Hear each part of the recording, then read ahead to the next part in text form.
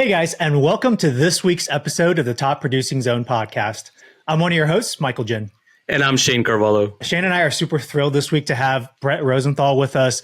Brett's an experienced real estate professional from the greater Philadelphia area. So whether it's Philly or it's the burbs, he's the expert in both the community and the real estate market. Brett's an award-winning top producer in Philly. He's been ranked in the top 5% of realtors nationwide by HomeSnap, and he was recognized by Philadelphia Magazine as a top producer. So with that, Brett, super excited to have you on and glad you could join us today. Thank you. Thank you so much for having me. So let's start off with a fun one because before we got into the episode, you and I were talking a little bit about Philly. I was just there, I guess 3 weeks ago now. What do you love most about Philly? And I want you to share something that someone that's on the outside wouldn't necessarily think about. So probably the people, believe it or not, and I think most of the people on the outside think the people are the worst. So, yeah, I actually think it's the complete opposite.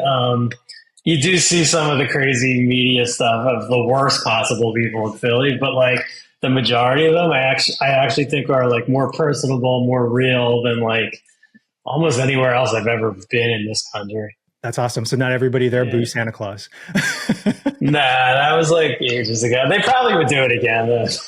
That's awesome. Well, and Brett, it's interesting because you kind of come from a career outside of real estate. You worked as a sales executive and manager for a business technology company, and then you were an attorney in real estate law. So, let's start there. What made you make the jump into real estate, and how did you go about doing that? I was a lawyer first. I got out of that just strictly because the type of law that I wanted to do doesn't pay very well, and the types that I did do, I bored me out of my mind, and it was just tons of paperwork and stuff that I just didn't really enjoy.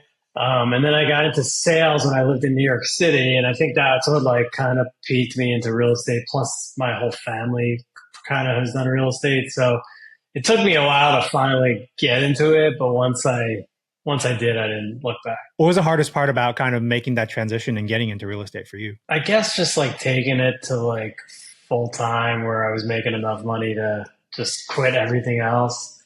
I think that was the hardest transition. So did you have a game plan through it all? Did you go slowly slow down your corporate work and then kind of go into real estate, or how did you go about thinking about that? So I did have kind of another job. I had my own clothing company that was still making some money. So I was able to but it wasn't until I totally quit that where I really started to do well. Do you feel like you need that pressure? Because it's some people the cross, when I get this amount of money. But do you feel like are you one of those people that does better when it's on the line versus having the cushion? Yes, but I do like having the cushion. I feel like whenever something bad happens or a downturn, I turn it off and start doing better. So I do think that. It's because it's weird, even for me, this is my 25th year in real estate. And, I've been since my early 20s, I've been self-employed. And, I remember when I got adjusted to the commission world, that was oh my gosh, if I don't close anything, I don't get paid. That was kind of an adjustment. And then it just becomes a way of life. But I don't know, but I feel in certain ways, I feel I thrive under pressure, even if maybe consciously it's not a good idea. It almost seems your body goes into survival mode or something. I start to panic if I don't see a check, every few weeks. Even if I had huge ones the month before, I like to, the activity has to be there. Yeah, no, for sure. I love it. I think this might be one of our new questions that we ask all our guests, because I think about the management styles with employees. Are you going to throw out the carrot, or are you going to throw out the whip? So maybe that's our new question, Jane. Are you a carrot person or are you a whip person? So Brett, one thing I thought that was really interesting, as you kind of got into real estate, and your approach is you don't turn anyone down.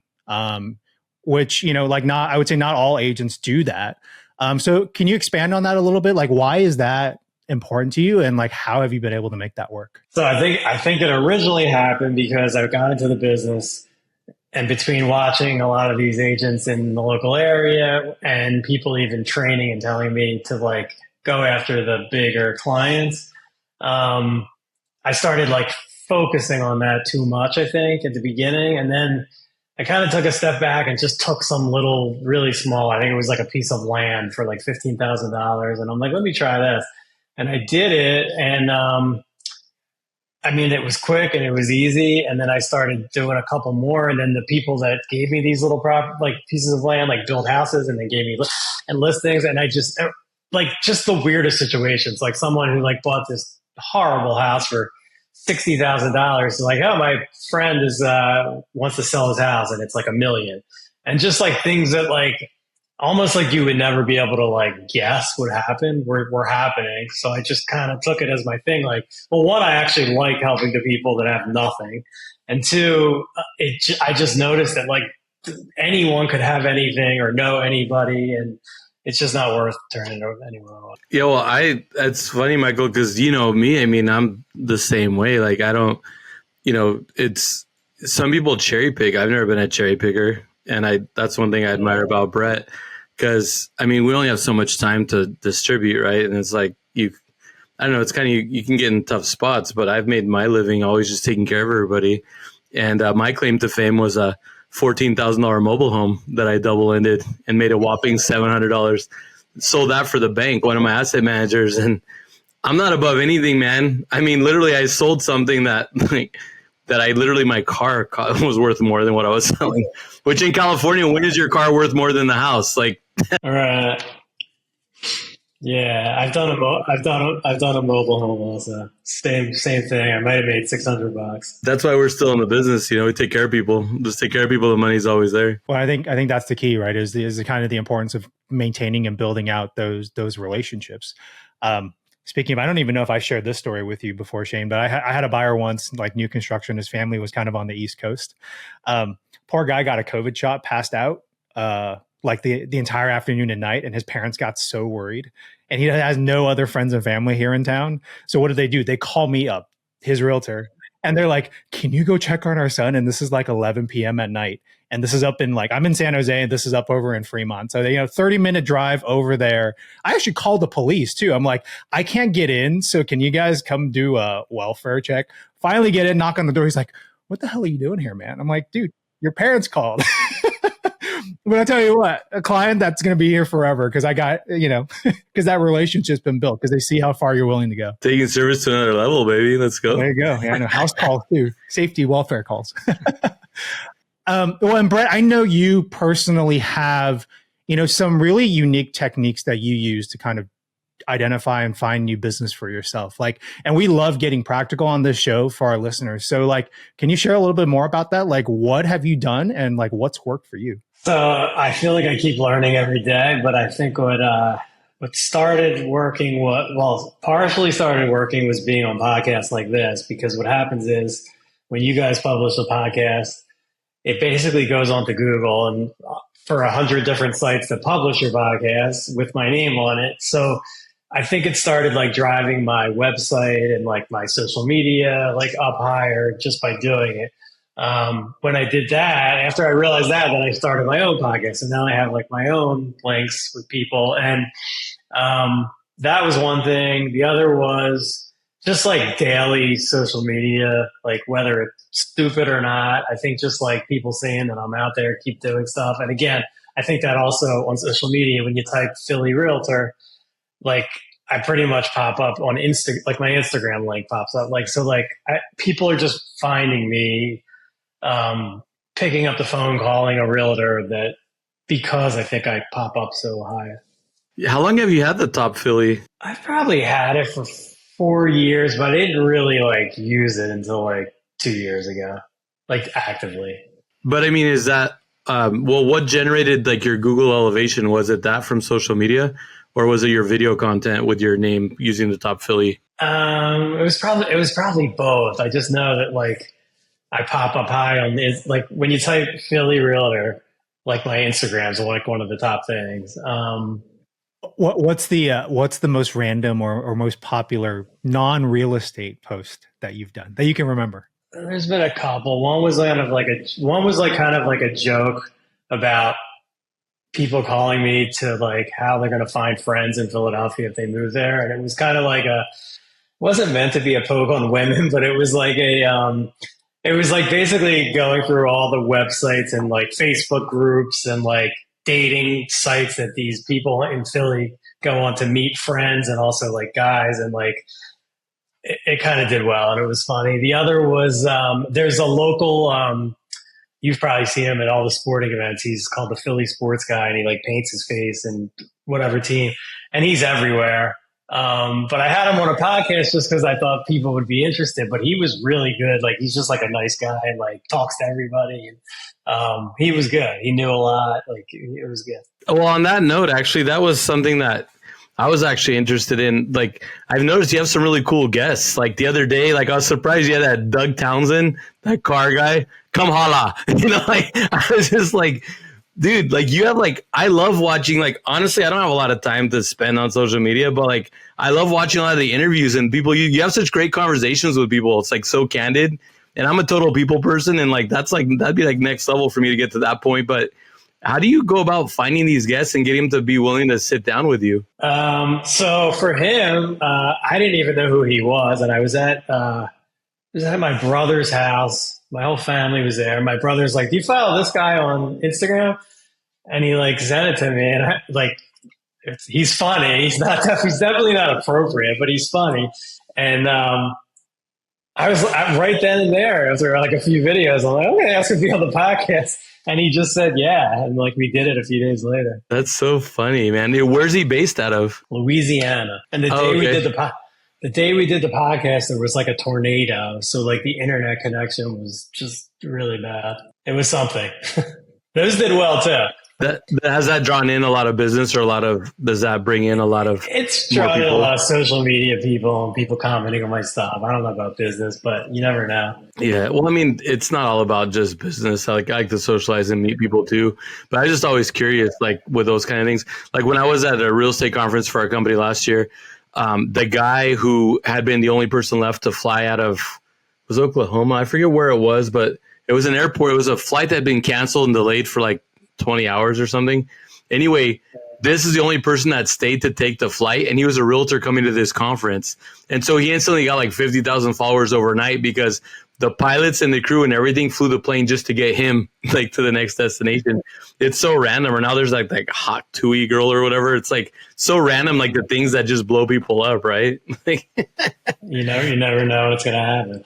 Yeah, but even like my videos, like I'll be like, when I first started doing them, I was making fun of myself. But now, like, I'll just be like walking down the street in Philly or in my building where I live, and someone will be like, "You're Brett, right?" He's like, "I want to buy a house," and like I've gotten leads just literally by people finding me on there. So I'm not stopping, I guess. That's so funny, man. Yeah. Do you have billboards or anything? Do you do much like advertising out there? I don't. All I really do is, I've done ads and stuff, but mainly it's just.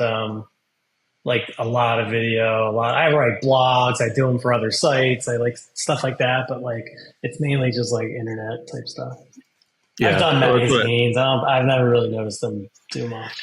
That ship sailed for me like the last decade, I think. But I used to do all that stuff, man, the newspaper and then the magazines. I used to put my listings on all these magazines, and now everything, like I see you mainly on digital. I'm just curious if in your market, because I know in some of these bigger cities, I've seen agents that have billboards and stuff. You just strike me as a guy who would have like his own billboard in Philly. There's a couple agents that have, and I also wonder, like, does that actually work? I don't know. I don't know if it works or not, but I just feel like, I don't know, now like you're the first person that comes to mind for Philly, so your marketing is working well. In fact, I think I sent you a referral a while back, or I tried to connect you with somebody. You tried, but yeah. I don't know if that panned out. Yeah, for myself, I haven't been to Philly in a few years. Last time I was there was for a wedding in the suburbs, and I always imagined Philadelphia like New York, all these buildings and all this city. I didn't realize when you get outside of Philly, all the hills and the trees and it's beautiful out there, man. I mean, when you were in Carmel, you probably felt like, minus the ocean, you probably felt like you were outside of Philly, right?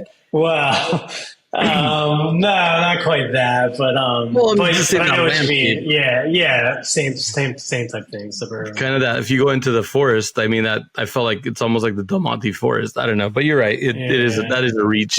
But there's no there's no Big Sur in the Philly suburbs. But, no, I definitely said mine is the ocean for sure. yeah, That's awesome, man. We touched on this a little bit, but I mean, Shane, you mentioned like, yeah, Philly's a pretty big city, right? There's agents out there that are doing billboard marketing and advertising. So, Brett, I mean, obviously you have a huge presence on social media, but like, how else do you think about, staying relevant with your client base, with potential new clients, and staying ahead of, what your competition might be doing? so I mean, again, like I just don't. I don't because what I've been doing, like, I guess for the last year and a half, has just been working. When it stops working, then maybe I'll have to like adjust and do something different. But and I don't see that many. Not there's some, but there's not that many agents just doing as much on a day to day basis. I think so. And I don't know. Maybe I see a couple agents on these billboards. I don't know if it works. I don't really know what else to do. I guess. Hey, I mean, if it's working, it's working. And I mean, it's so surprising to hear like not a lot of agents are, doing this every day, whether it's on social media or not. So, I mean, you think by now the word, I mean, I guess the word's out again, you would think, but then again, it goes back to the action part of it and taking action, right? And maybe that's just been key for you, it sounds like. Well, and then Michael and I, just because we do have a lot of newer agents and different people that kind of look to us for tips and stuff, we like to ask, successful agents what they do. Because, like, for instance, what I've noticed is like there's a big disconnect for like someone like myself that like 90% of my business is repeat and referral. It's like even though I'm an active agent and I feel like I can guide agents and I mentor some agents, I feel like it's hard to give them a lot of practical advice on what's really working right now for like generating business. Because for me, it's like I live in this zone. Even though I'm active in the market, I'm not familiar with all the different lead sources and things people are using. I just know from what some of my agents share. And so we're always just trying to get, advice from other successful agents that might, because you're probably like me in that aspect. You're probably 90% repeat referral or through your sphere, right? For the most part. Yeah, at this point, or like companies that are giving me referrals where I'm paying a little bit on the back end for listings. Yeah.